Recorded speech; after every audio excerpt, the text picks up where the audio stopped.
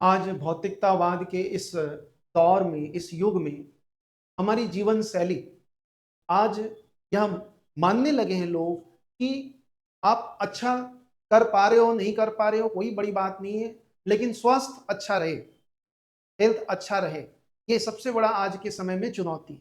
क्यों ऐसा हुआ? क्योंकि हमारा खान पान, हमारा जीवन शैली, जैन धर्म, हमारे बीच में एक जैन समुदाय है, जैन धर्म, इनका जीवन शैली, इनका खान पान आप देखेंगे कि प्राचीन काल से ही आज तक, अभी तक इनकी जो खान पान है, इनकी जो जीवन शैली है, वो इतनी सादगीपूर्ण है, इतना हेल्दी है कि वो अगर उस जीवन शैली को हम अपना लें, आज भी हम अगर कोई कभी बीमार पड़ते हैं तो डॉक्टर और फिजियोथेरेपिस्ट के पास जाते हैं तो वो कहते हैं कि भाई इस तरह से खान पान आपको रखना होगा, इस तरह की जीवन शैली। और वो जीवन शैली आप देखेंगे कि जैन समुदाय वाले प्राचीन काल से ही अपना, अर्थात वो हमसे काफी आगे हैं, और वास्तव में वो हमसे काफी आगे हैं। इसलिए आगे हैं क्योंकि उनके जीवन शैली बहुत अच्छा और उनका फिलॉसफी है, जियो और जीने दो, लिव एंड लेट लिव। तो आप समझ सकते हैं, हम समझ सकते हैं कि हमारे ही बीच में एक ऐसा समुदाय है जो प्राचीन काल से ही एक श्रेष्ठ जीवन शैली को अपना रहे हैं और जीवन को जी रहे हैं, जबकि अन्य लोग आज देखेंगे तरह तरह की बीमारियों से ग्रसित हो रहे हैं। क्यों? क्योंकि हमारे उनकी हम सबकी जीवन शैली काफी खराब हो गई। तो जैन धर्म है ना, आज हम देखेंगे उस जैन धर्म के बारे में जो आज भी है ना इस तरह की जीवन शैली को अपनाते हैं। तो कैसे, किस तरह से है ना महावीर स्वामी हुए और अन्य तीर्थंकर, उन्होंने क्या ऐसा नियम दिया, क्या ऐसा व्यवस्था दिया कि उस समय से लेकर 6ठी शताब्दी ईसा पूर्व से लेकर आज तक वह नियम, वह व्यवस्था आज भी चल रहा है। तो जैन धर्म आज हम लोग देखेंगे। जैन धर्म में, जैन धर्म के लिए कहा है कि यह धर्म, जैन धर्म कि यह एक शाश्वत धर्म और अनंत काल और असीमित काल तक यह चलता रहेगा, ऐसा जैन धर्म में ही कहा गया है। और ऐसा हो सकता है, क्यों नहीं हो सकता है, जब देखो आप कि जो प्राचीन काल में जो व्यवस्था बनी वह व्यवस्था आज भी उसी रूप में चलता आ रहा है, थोड़े बहुत परिवर्तन के साथ देखेंगे तो आज भी चलता है। तो हम लोग देखें जैन धर्म का आविर्भाव, तो जैन धर्म का आविर्भाव उसी समय हुआ जिस समय हम देखते हैं हमारे यहाँ 6ठी शताब्दी ईसा पूर्व में 6th सेंचुरी बीसी में सामाजिक धार्मिक सुधार आंदोलन होता है। उसी आंदोलन में महात्मा बुद्ध भी एक बड़े धर्म सुधारक के रूप में, समाज सुधारक के रूप में, और महावीर स्वामी भी उसी समय उभरते आते हैं। तो ऐसा माना जाता है कि जैन धर्म में ऐसा मान्यता है कि 24 तीर्थंकर हुए हैं। तीर्थंकर, देखो जैन धर्म में ईश्वर को नहीं मानते, ये भी अनिश्वरवादी धर्म है, अनिश्वरवादी है। क्यों है? तो जैन धर्म, महावीर स्वामी भी यह नहीं मानते कि संसार के सृष्टिकर्ता कोई ईश्वर है, वो नहीं मानते। वो कहते हैं कि संसार का स्वभाव ही ऐसा है कि वह आता है और जाता है, उत्थान उत्सर्पिनी और अवसर्पिनी होता है, पतन, ये चलता रहता है। ये जैन धर्म में मान्यता है। तो मतलब जैन धर्म ये नहीं मानता है कि इस संसार के सृष्टिकर्ता कोई ईश्वर है, इसलिए जैन धर्म अनिश्वरवादी है। और जैन धर्म देखा जाए तो नास्तिक भी है, हिंदू धर्म के हिसाब से नास्तिक है, क्योंकि हिंदू धर्म में यह है कि जो वेदों को नहीं मानता है वो नास्तिक है। तो जैन धर्म, महावीर स्वामी ने वेदों का खंडन किया था, इसलिए इनको नास्तिक धर्म के श्रेणी में भी रखते हैं। तो अनिश्वरवादी है, तो अनिश्वर है अर्थात ईश्वर तो है ही नहीं, तो फिर कौन है? तो ये सबसे बड़े पुरुष, जैन धर्म में जो सबसे महान पुरुष हुए उनको तीर्थंकर कहते हैं। तीर्थंकर ईश्वर नहीं है, हाँ ईश्वर जैसे अन्य धर्मों में जो ईश्वर का स्थान है उससे कह सकते हैं कि है ना नीचे स्थान है, लेकिन वो ईश्वर नहीं मानते, इसलिए इनके लिए यही ईश्वर है ना।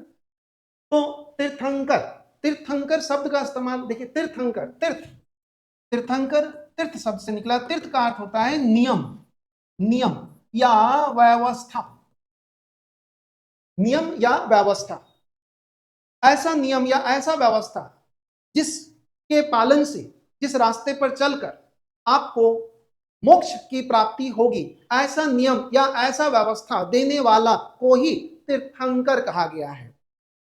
तो तीर्थंकर वो थे जिन्होंने अनुयायियों के लिए मोक्ष का मार्ग बताया, जो पार पाथ है ना, जो लोगों को मोक्ष की ओर, जो जीवन का चरम लक्ष्य है मोक्ष, वो उस रास्ते पर ले जाने में मदद करता है, वो रास्ता दिखाता है, उन्हीं को जैन धर्म में तीर्थंकर कहा गया है। तो ऐसे तीर्थंकर कुल 24 हुए हैं जैन धर्म में, 24 तीर्थंकर हुए हैं अभी तक। लेकिन इसमें से हम देखेंगे 1 से लेकर 22 तक, 1 2 3 इस तरह से देखेंगे 22 तक जो तीर्थंकर है वह पौराणिक है, पौराणिक है, अर्थात ऐतिहासिक नहीं है। अर्थात इन तीर्थंकरों के बारे में, इन तीर्थंकरों की जीवनी, इन तीर्थंकरों के बारे में जो भी बातें हैं वो हमें जैन धर्म ग्रंथों में ही मिलता है। लेकिन जो 23वें तीर्थंकर हैं, 24वें तीर्थंकर हैं, यह ऐतिहासिक है, यह ऐतिहासिक है क्योंकि इनके बारे में, इनके जीवन के बारे में हमें ऐतिहासिक जानकारी मिलती है। तो 1 से लेकर 22 तक, जैसे पहला तीर्थंकर है ऋषभदेव, ऋषभदेव पहला तीर्थंकर, इन्हीं को आदिनाथ भी कहते हैं, आदिनाथ पहला तीर्थंकर ऋषभदेव।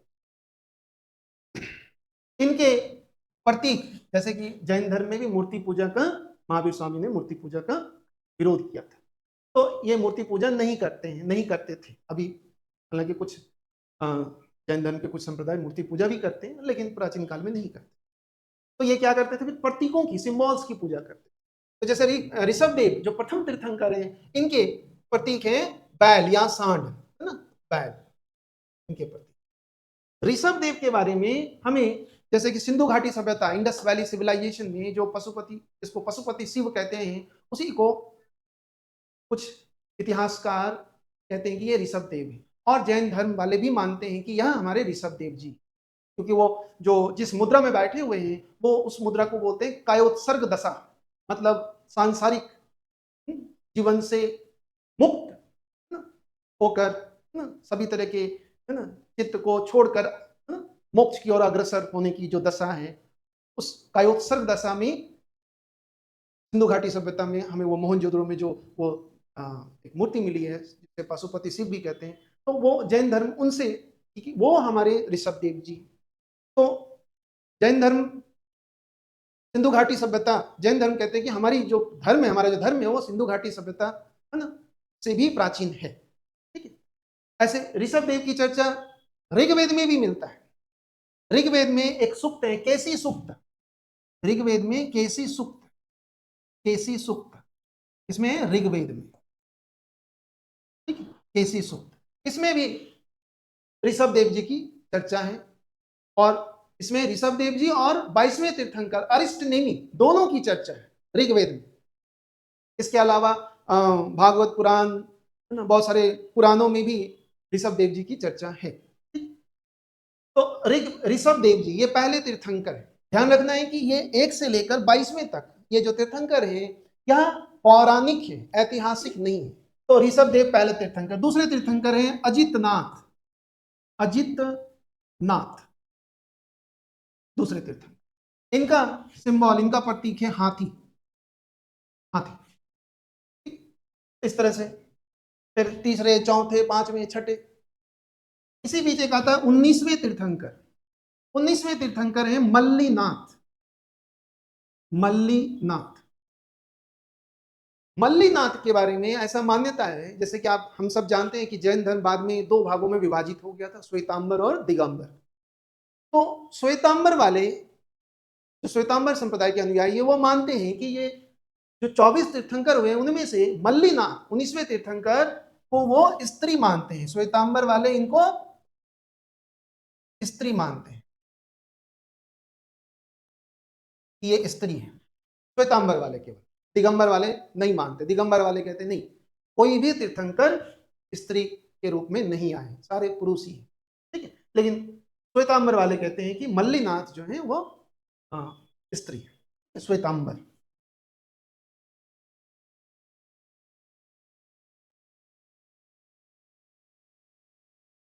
बाईसवें तीर्थंकर अरिष्टनेमि,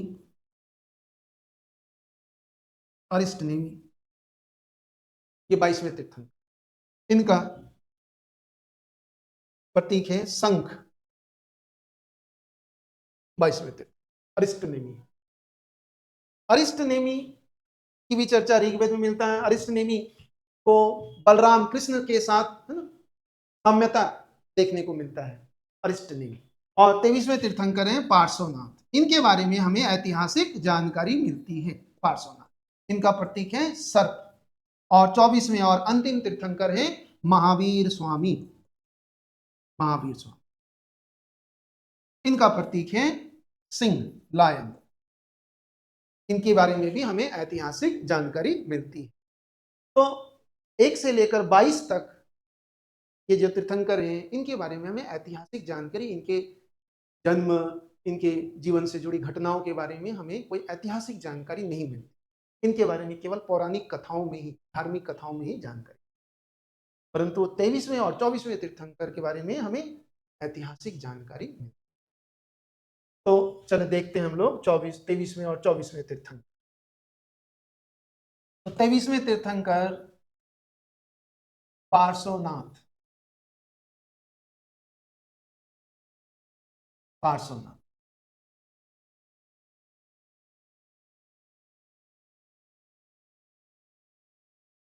पार्श्वनाथ 23वें तीर्थंकर। पार्श्वनाथ ये महावीर स्वामी से भी काफी पहले, लगभग महावीर स्वामी के से लगभग 200 साल पहले के ये थे पार्श्वनाथ 23वें। या उत्तर वैदिक काल में काशी जनपद हुआ करता था। काशी जनपद हमने देखा, काशी जनपद। काशी एक जनपद था बनारस के आसपास का क्षेत्र, जिसकी राजधानी वाराणसी। तो काशी जनपद के ही राजा थे अश्वसेन। अश्वसेन, इन्हीं के पुत्र थे पार्श्वनाथ। अश्वसेन कौन है? काशी के राजा, अर्थात क्षत्रिय परिवार। ऐसा माना जाता है कि जितने भी तीर्थंकर हुए हैं वो सब के सब क्षत्रिय परिवार से ही हुए थे। तो पार्श्वनाथ भी क्षत्रिय परिवार से ही थे। पिता अश्वसेन, माता माता बामा, माता थी बामा से इनका जन्म हुआ पार्श्वनाथ। फिर काफी बड़े हुए, बड़े होने के बाद विवाह भी हुआ इनका। उसके पश्चात इन्होंने निवृत्ति मार्ग को अपनाया और संन्यास धारण कर लिया। पार्श्वनाथ ने पारसनाथ की पहाड़ी, पारसनाथ की पहाड़ी, पहाड़ी में इनको ज्ञान मिला। पारसनाथ की पहाड़ी कहाँ है? गिरिडीह। गिरिडीह, गिरिडीह जिला, झारखंड। पारसनाथ की, यही पार्श्वनाथ को ज्ञान की प्राप्ति हो गई। फिर इन्होंने, इनके काफी अनुयायी बने, इन्होंने काफी सारे नियम व्यवस्था दिए। इनके अनुयायी जो बने उनको निग्रंथ कहा। निग्रंथ, निग्रंथ, पार्श्वनाथ के अनुयायियों को निग्रंथ कहा गया। निग्रंथ का अर्थ सभी तरह के बंधनों से मुक्त। निग्रंथ, सभी बंधनों, सभी प्रकार के बंधन से मुक्त, निग्रंथ। इन्होंने अपने अनुयायियों को 4 व्रत का पालन करने के लिए कहा। कौन से? सत्य, अर्थात मिथ्या बात वचन नहीं करना है। अस्तेय, अपरिग्रह और अहिंसा। ये 4 व्रत इन्होंने अपने अनुयायियों को दिए। सत्य अर्थात मिथ्या वचन, अस्तेय चोरी नहीं करना दूसरे की संपत्ति, अपरिग्रह आवश्यकता से अधिक संग्रह नहीं करना, और अहिंसा किसी भी तरह की हिंसा नहीं करना। तो ये 4 व्रत पार्श्वनाथ ने अपने अनुयायियों को, लगभग इन्होंने अपने आयु के 100 वर्ष तक इन्होंने घूम घूम कर लोगों को ज्ञान दिया, शिक्षा दिया। काफी सारे इनके अनुयायी बने। महावीर स्वामी जो 200 वर्ष बाद हुए, महावीर स्वामी, उनके भी माता पिता इसी निग्रंथ समुदाय के ही अनुयायी थे, मतलब पार्श्वनाथ के ही अनुयायी थे। मतलब महावीर स्वामी से पहले जैन धर्म निग्रंथ के नाम से जाना जाता। तो लगभग 100 वर्ष की आयु तक पार्श्वनाथ ने 100 वर्ष की आयु तक लोगों को ज्ञान दिया, और 100 वर्ष की आयु में ही वो मोक्ष की प्राप्ति। इनका प्रतीक क्या है? सर्प। सर्प इनका प्रतीक। पार्श्वनाथ पारसनाथ की पहाड़ी है, यही पारसनाथ में ही एक शिखर है, सम्मेद शिखर, सम्मेद शिखर, यही इनको ज्ञान की प्राप्ति। जैन धर्म का सबसे बड़ा तीर्थ स्थल यही है। आज भी काफी सारे जैन समुदाय के लोग यहाँ तीर्थ करने के लिए जाते हैं। सम्मेद शिखर, पारसनाथ की पहाड़ी। पारसनाथ की पहाड़ी कहाँ है? गिरिडीह जिला आज। तो पारसनाथ, पार्श्वनाथ, सम्मेद शिखर, तो इनके अनुयायियों को निग्रंथ का।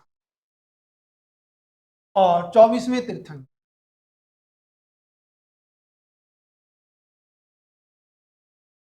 महावीर स्वामी, जैन धर्म के वास्तविक संस्थापक इन्हीं को माना जाता, महावीर स्वामी।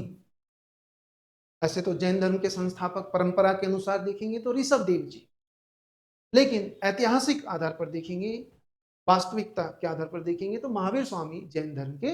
ऐसा प्रश्न पूछा गया है, वास्तविक संस्थापक और परंपरा के अनुसार संस्थापक जैन धर्म। तो महावीर स्वामी ये भी क्षत्रिय परिवार से ही थे।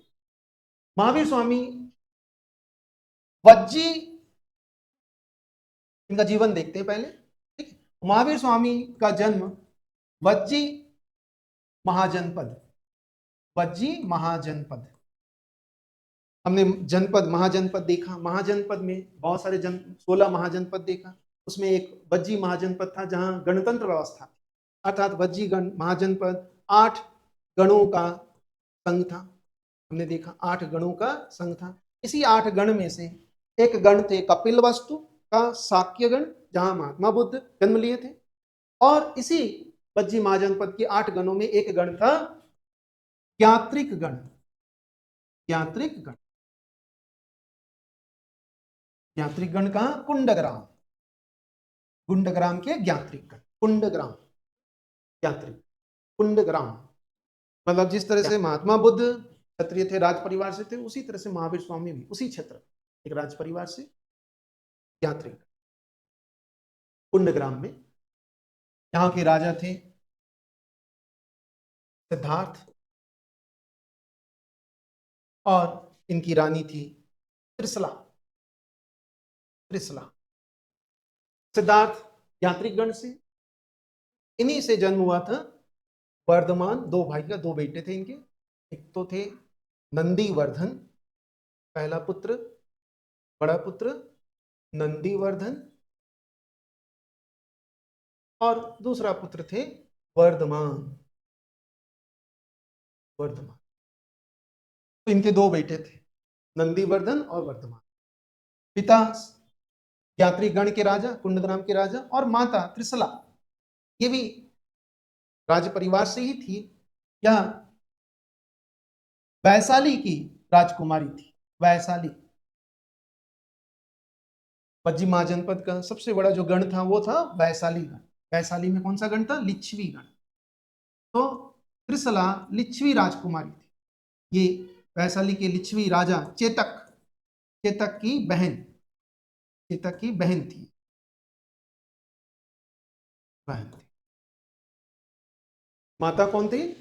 वैशाली की लिच्छवी राजकुमारी, और चेतक, लिच्छवी राजा चेतक की बहन त्रिशला। इन्हीं दोनों से 2 पुत्र हुए, नंदीवर्धन बड़े पुत्र और वर्धमान छोटे पुत्र, 2 पुत्र। वर्धमान, इसके बारे में भी बालकाल में ही भविष्यवाणी कर दिया गया था कि ये भी बड़े होकर बहुत बड़े महात्मा बनेंगे। तो वर्धमान भी बड़े हुए, तो इनकी भी विवाह हो गई। वर्धमान की विवाह, इनका विवाह यशोदा नाम कन्या से हुई, यशोदा। वर्धमान का विवाह यशोदा नामक कन्या से हुई। फिर इनसे भी एक पुत्री हुई, मतलब वर्धमान को एक पुत्री की प्राप्ति हुई, प्रिय दर्शना, प्रिय दर्शना, या अनोजा भी कहीं कहीं मिलता है, अनोज्या, अनोज्या। यशोदा से पुत्री हुई प्रिय दर्शना या अनुज्या। फिर ये भी बड़ी हो गई, इनकी भी शादी हो गई। इनकी शादी किससे हुई? जमाली से, जमाली। तो जमाली हो गए वर्धमान के सन इन लॉ, दामाद, और पुत्री प्रियदर्शना या अनुज। जमाली, जब महावीर स्वामी, वर्धमान महावीर स्वामी बन गए, उनको ज्ञान की प्राप्ति हो गई, फिर ज्ञान देने लगे लोगों को, तो उस समय सबसे पहला व्यक्ति जो महावीर स्वामी के अनुयायी बने थे वो यही थे, उनके दामाद जामाली। सबसे पहला व्यक्ति पुरुष, और महिला थी चांदना। और जमाली ही पहला व्यक्ति था, पहला जैन भिक्षु था जो महावीर स्वामी के विरुद्ध चले गए और इन्होंने अलग संप्रदाय की स्थापना किया था, बहुरतवाद। बहुरतवाद तो देखेंगे तो जमाली। तो इस तरह से ये महावीर स्वामी के पारिवारिक जीवन। फिर महावीर स्वामी लगभग 30 वर्ष के जब हुए, 30 वर्ष की जब अवस्था में पहुंचे, 30वें वर्ष में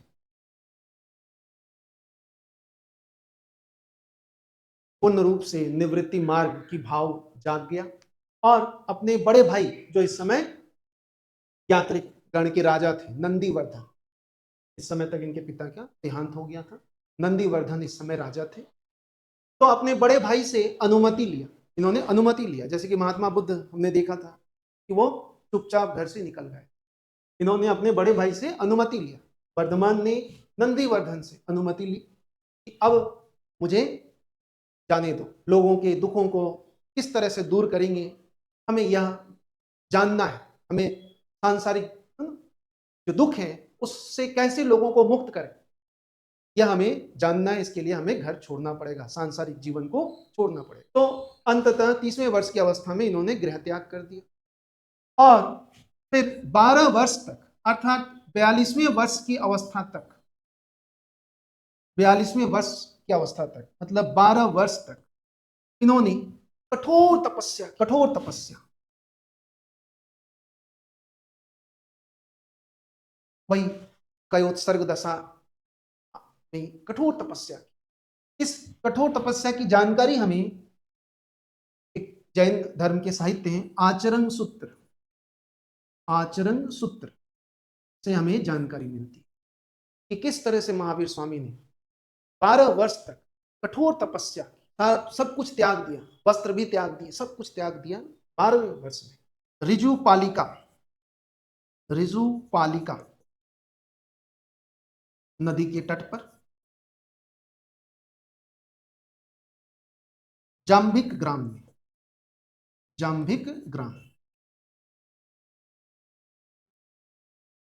ऋजु पालिका के तट पर जाम्भिक ग्राम में इनको ज्ञान की प्राप्ति 12 वर्ष की कठोर तपस्या के पश्चात। यह जानकारी हमें कहां से मिलती है? आचरण सूत्र, जैन धर्म का प्रमुख साहित्य। तो इन्हें ज्ञान की प्राप्ति हो गई, उसके बाद जीवन पर्यंत इन्होंने लोगों को ज्ञान दिया। इनके बारे में हमें जानकारी, इनके जीवन के बारे में, महावीर स्वामी के जीवन के बारे में जानकारी हमें भगवती सूत्र, जैन धर्म का प्रमुख साहित्य भगवती सूत्र से हमें महावीर स्वामी के जीवन के बारे में जानकारी। ऐसे भद्रबाहु चरित्र से भी मिलती है। भद्रबाहु चरित्र में हमें तो सारे तीर्थंकरों के बारे में जानकारी मिलती है, लेकिन भगवती सूत्र से हमें महावीर स्वामी की जीवनी, महावीर स्वामी का जन्म कुंडग्राम में, जन्म के वर्ष को लेकर भी यहां देखेंगे तो दो तरह के विचार है। एक तो जन्म का वर्ष 599 ईसा पूर्व मानते हैं, 599 ईसा पूर्व, और दूसरा है 568 ईसा पूर्व। ठीक है। पौराणिक कथाओं के अनुसार, जैन धर्मशास्त्रों के अनुसार महावीर स्वामी का जन्म ये जैन धर्मशास्त्र, लेकिन इतिहास के अनुसार, ऐतिहासिक जो जानकारी मिलती है उससे पता चलता है कि महावीर स्वामी का जन्म 568 बीसी में हुआ था। ठीक है। तो ये ध्यान रखना है कि जन्म 599 ईसा पूर्व में कौन कहता है? जैन धर्मशास्त्र। और ऐतिहासिक जो जानकारी मिलती है वो 568। तो हमें यह ध्यान रखना है क्योंकि हम इतिहास पढ़ रहे हैं, तो हमें 568 ईसा पूर्व ध्यान रखना है। और मोक्ष अर्थात शरीर को त्याग कब किया? तो शरीर त्याग इनको मोक्ष कब प्राप्त हुई? मोक्ष का मतलब शरीर त्याग कब? तो मोक्ष के बारे में भी दो तरह की तिथियां होगी, शरीर त्याग की भी दो तिथियां हैं। तो पहला, जैसे 599 ईसा पूर्व जो मानते हैं वो मानते हैं कि महावीर स्वामी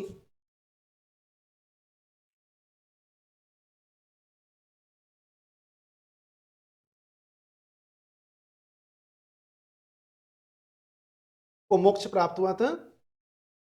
सॉरी, ये गलत बता, ये 468 नहीं है, ये 540 ईसा पूर्व है ना, ध्यान रखना, 540 ईसा पूर्व। ऐतिहासिक जो है उसके हिसाब से देखेंगे तो 540 ईसा पूर्व है जन्म, और जो जैन धर्म के हिसाब से देखेंगे तो 599 ईसा पूर्व। तो 540 ईसा पूर्व को हम मानते हैं क्योंकि हम ऐतिहासिक जानकारी इतिहास देख रहे हैं। तो 540 ईसा पूर्व है महावीर स्वामी का जन्म। और मोक्ष मोक्ष देखेंगे तो 599 ईसा पूर्व के हिसाब से अगर देखेंगे तो 527 ईसा पूर्व में इनको मोक्ष प्राप्त हुआ जैन साहित्य के हिसाब से। और ऐतिहासिक के हिसाब से देखेंगे तो 468 ईसा पूर्व मोक्ष कब प्राप्त हुआ? 527, जो 599 को जन्म वर्ष मानते हैं वो, और जो 540 को जन्म वर्ष मानते हैं उनके हिसाब से 468 ईसा पूर्व में महावीर स्वामी को मोक्ष की प्राप्ति। ठीक है, अब देखो महावीर स्वामी ने 42वें वर्ष की अवस्था में 42वें वर्ष में क्या मिल गया इनको? ज्ञान कहां मिला? मैंने बताया जाम्बिक ग्राम और ऋजुपालिका नदी के तट पर,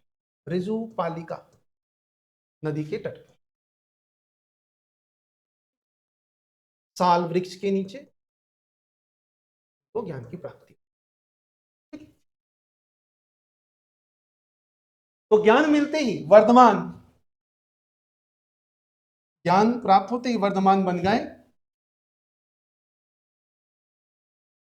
महावीर मतलब महान, परम विजेता मतलब सभी तरह के राग द्वेष इच्छा सभी तरह की इंद्रियों पर विजय प्राप्त, परम विजेता महावीर। अरहंत बन गए, अरहंत अर्थात योग्य पुरुष।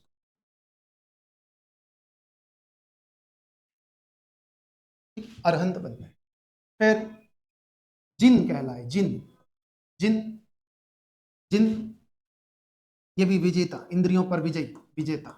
जिन शब्द से ही जैन शब्द का आविर्भाव हुआ, इसलिए महावीर स्वामी को जैन धर्म का संस्थान, जिन से जैन। केवलिन भी कहलाए, केवलिन अर्थात सर्वोच्च ज्ञान को प्राप्त, सर्वोच्च ज्ञानी बने, केवलिन।